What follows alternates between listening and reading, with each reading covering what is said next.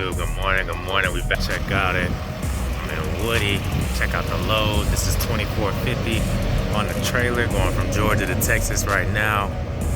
These loads are honestly a pain, to be honest, because all these bolts and stuff, when they rattle and stuff, like I said, I'm going to Texas, so you already know what it is when we hit Louisiana, but I'm going to hit it on 220 and call it a day. Ultimately, you know, that's what we're kind of working with right now. Some of the bolts already came off, but that's okay, you know what I mean? But that's not what this video is about. This video is about the startup cost it cost me to go ahead and get into Hotshot trucking. I'm gonna go and break down the cost of my insurance, truck, trailer, etc. And then so you guys can understand that you do not have to go out and buy a $150 setup. You can go out and get probably less than a $50,000 setup to start Hotshot trucking. And we've done it multiple times, and there's more than one way to skin a cat. But anyway, Hotshot with me. Y'all stay tuned. Y'all stay blessed. Peace. What's going on, Hotshot fam? It's your boy Michael. We are finally going to get into the juice, the sauce, whatever you want to call it, of how much it actually cost me to get into the game of Hotshot trucking. No, you do not have to spend 80, 90, 100, 150, whatever the case may be, thousands of dollars just to get started in this business. As some of you know, you can get started for way cheaper, so I want to give you my personal breakdown and get hopefully that my breakdown gives you some insight and some value as to how you can get started in this business a little bit cheaper than going out and buying all new equipment. Some people that's for, some people it's not. You know, I don't know. It just depends on your particular situation. Do your research. Like I said, I mean, this is just my particular story. So let's go ahead and get into it. Matter of fact, let's do story time. Let's go back. So first off, I think it's like October 23rd of 2020.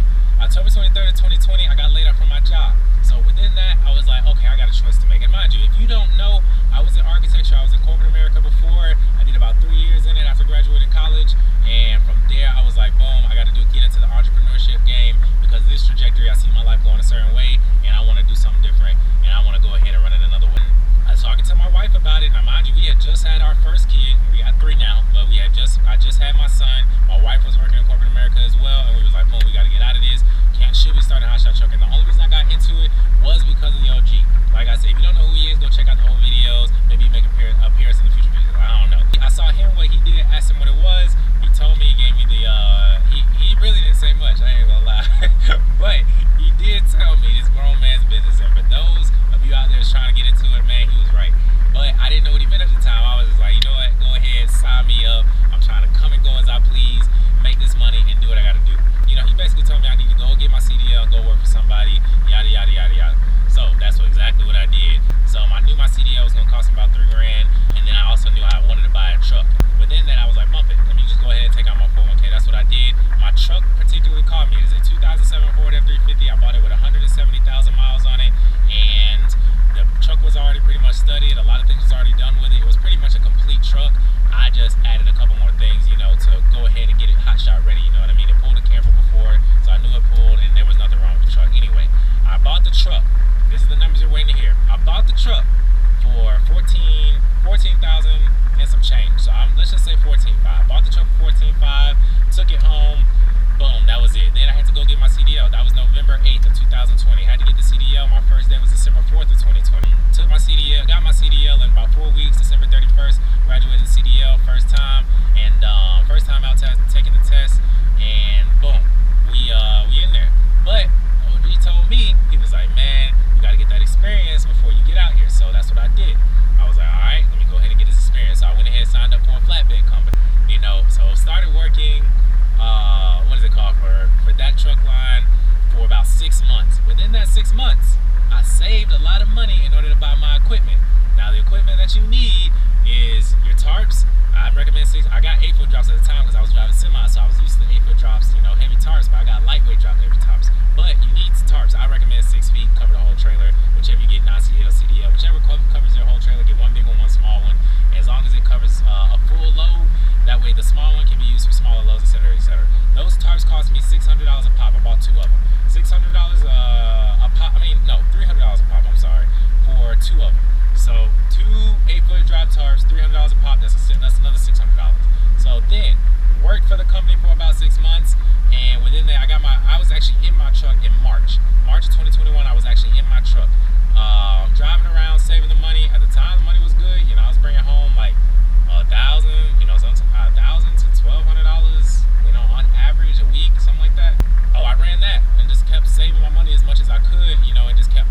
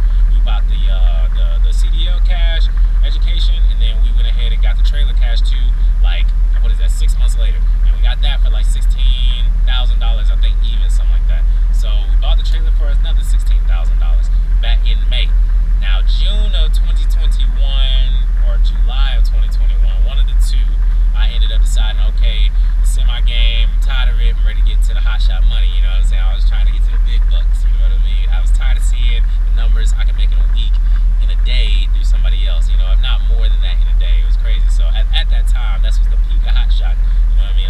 You were seeing really big numbers. But ultimately, I decided to leave in June, and I had already had the truck and trailer, already had the supplies. I ended up buying, like I said, the tarps. I ended up getting 8 chains and binders, because that's what you're gonna need to be out here. I got the 20-foot chains, and I got the, of course, the corresponding ratchet binders. I also got 8-foot, 3,333 working load limit 2-inch straps. I got 8 of those, and the corresponding ratchet binder, and the corresponding ratchet straps to go with it. And then on top of that, I got the, I got all new 4-inch with 5,400 working load limit straps, you know, to go on my trailer. I think I bought like 14 of them, you know, some to go on the trailer, switch out all of them, and to have some, you know, on hand for extra, you know, just in case something rip up. But after that, let me see what else did I get for supplies. Oh, edge protectors. I also bought 24 edge protectors. Now, after getting all the supplies, and I had my truck, had my trailer, I painted the trailer, you know, got it painted up, got it spruced up, you know what it is. And then, what was it? There really was nothing that I needed to actually mechanically get done to my trailer at all. I just, you know, it was already pretty much ready to go. You know, greased the hubs and stuff like that, got it serviced. But aside from that, that was really it. The truck was pretty much ready to go. The only thing I added was an exterior fuel tank. That fuel tank cost me $900 and some change, so we're gonna say $1,000. And then on top of that, I added of course, an air compressor. That ran me probably about another $1,000. So that's onto the truck. That's like $2,000 added into the truck. I also bought a new oil filtration and cooler filtration bypass kit. I think that ran me like $500 to $1,000, something like that. Bought that for the truck. Now, mind you, I had saved up a lot of money from working at the trucking company. So my biggest advice to anybody is, while you're working your job, your job that you're doing now, before you get into the business, you need to be going ahead and starting to buy your supplies. If you know for a fact, you know, you're gonna press go. Like, you know, started your business, whatever. If you know for a fact you're gonna press go, start buying your equipment as you go. You want to spend as much cash as you can for your equipment, not put that junk on credit at all. You know, leave your credit for breakdowns and stuff. You know, and that's a whole nother video I'll probably do later. But let me tell you, I also bought a tuner, a scanner, so I can see my trouble codes and, you know, add some tunes to the truck. I think the scanner cost me about $300-400, something like that. And on top of that, I spent like $150 worth of tunes, some for towing and then some for just performance. You know, whatever, just me being me. You know what I mean? And we're not gonna include the mods I done did, the other unnecessary mods I did to the truck, like headlights, taillights. They don't really count because you don't need that. But I did do a lot of other stuff too, because I am who I am. I like mine and everything. But within that, after the truck was done, the trailer was done, got everything done, got the DOT inspection. I got that for free actually, because the guy who sold my trailer to me, he was actually a DOT, you know, certified whatever, you know, inspector or whatever. So he ended up doing my truck and trailer for free whenever I was ready to go ahead and go. So I got that done. And let me tell you the biggest thing you're gonna have to buy. The biggest thing that you're actually gonna have to, you know, deal with is your insurance. So there's a down payment of the insurance. I think my down payment was probably around $4,000 to $5,000, I want to say initially, but every payment after that for the next year was like $24 to $50. So within that, your first year of your insurance is going to be your biggest cost. It's going to be like for everybody. It doesn't matter who you are. Your insurance is going to be crazy. So as long as you can get through your first year and work that, as soon as that year hits and you don't have any like violations or out of services, or you know, you're not keeping up with your stuff or laws or whatever the case may be, you know, you'll be golden. You know what I mean? And like I said, you'll be golden because my insurance dropped from $2,450, like I said, down to $1,600. So 16 and some change, something like that. So I ended up 16 and some change with some insurance after the fact, so you guys can get a general idea. It's not like the worst of it is just your first year, period. So that was my insurance. Now, also, the last thing I had to do was get my tag. I got my tag in like a day before, 2 days before I actually got my first load. So I got my tag the day of my son's birthday. It was like July 19th, 2021. It cost me about $1,000, and for hire situation, and boom, we was ready to roll. Man, we was ready to roll. Got the IFTA in, all that other stuff. Now that is my breakdown of my particular startup cost. Like I said, in all, we're probably, I don't know what the total is. I'm gonna throw it up here on the screen. But I'm guessing it's probably around $40-something thousand. I want to say $40,000, $50,000. But I did that over time, you know,